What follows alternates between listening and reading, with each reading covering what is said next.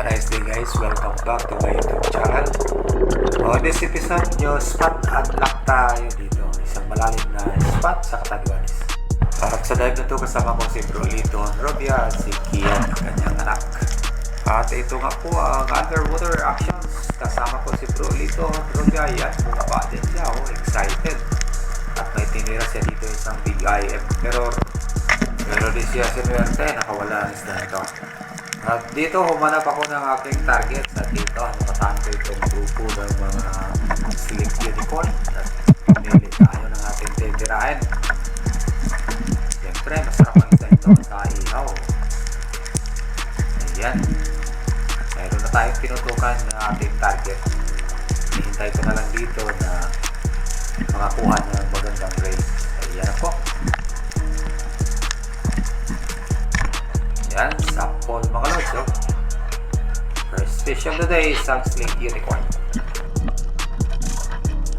At muli tayong bumaba. Dito tayo sa pinakamababaw na bahagi ng spot.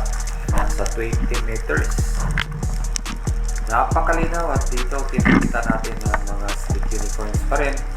At iba pa mga big fishes. Kahit pumili tayo at yan po. Magandang patama natin dyan. Right shot.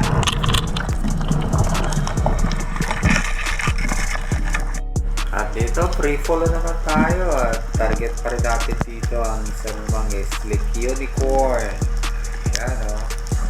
Slowly going down at finally nakakuha tayo ng magandang range. Yan po.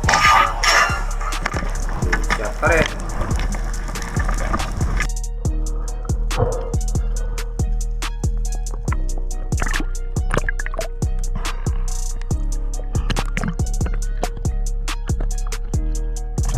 Moving on, another drop na naman tayo. At ito, mga slick unicorns pa rin ang ating target. At pumipili na tayo ng ating titirahin. Ayan po, napakagandang katama natin dyan. No?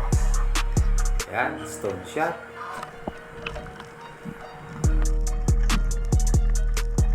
At dito, bumaba tayo sa medyo malalim na bahagi. Sa gilid ng wall.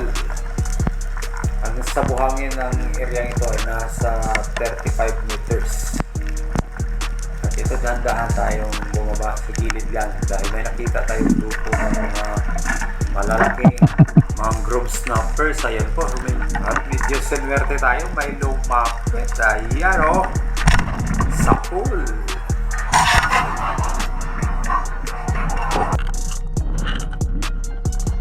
So yun nga, medyo malalim ang spot na to. Medyo hirap tayo sa pag-angat dahil malaki na rin ang isdang ito. So nagrilaw tayo ng konti. Buti na lang nakandabay lang si Bro Lito doon sa taas at nakita niya yung sitwasyon natin dito sa baba. At ilang sandali pa, bumaba na rin siya at nagbigay ng second shot sa ating isda para ma-secure ito. Ayan po, smooth na rin ang baba, nagkakro pa. At ayan po, napaka-secure na ang ating isda na stone shot sa second shot ni Bro Lito.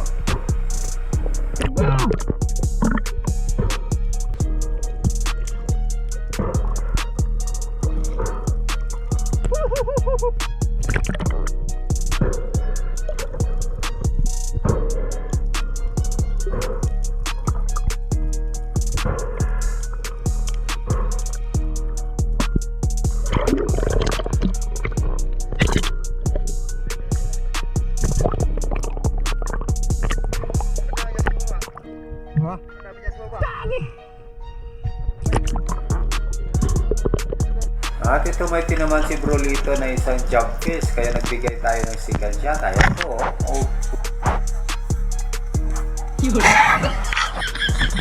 At yun lang, hindi natin ito natamaan.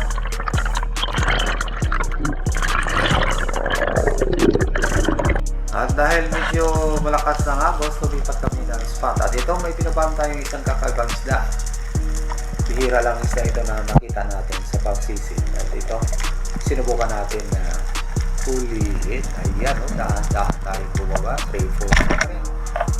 At yan po, isang saddle black saddle trout. Yun nga lang, pinahirapan tayo, so mabit pa sa ilalim. Di malalim pa naman to. Sa centimeters. At ito na nga, binalikan natin matapos tayo makapagpahinga ng maayos. And finally, ito na. And by the way, this is only the second time na nakahuli tayo ng ganito isda. Thank you! Ayan mga lods, so bumawi tayo kahapon. Kulangan sa rasyon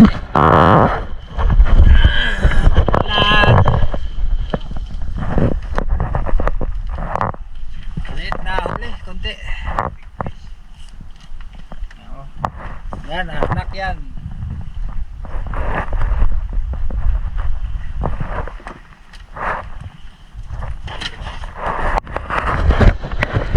Ayan po mga lods, so nakabawi tayo ng mangrove snapper. At ito may unlock tayo. Isang black saddle grouper or coral trout. So thank you for watching guys. God bless.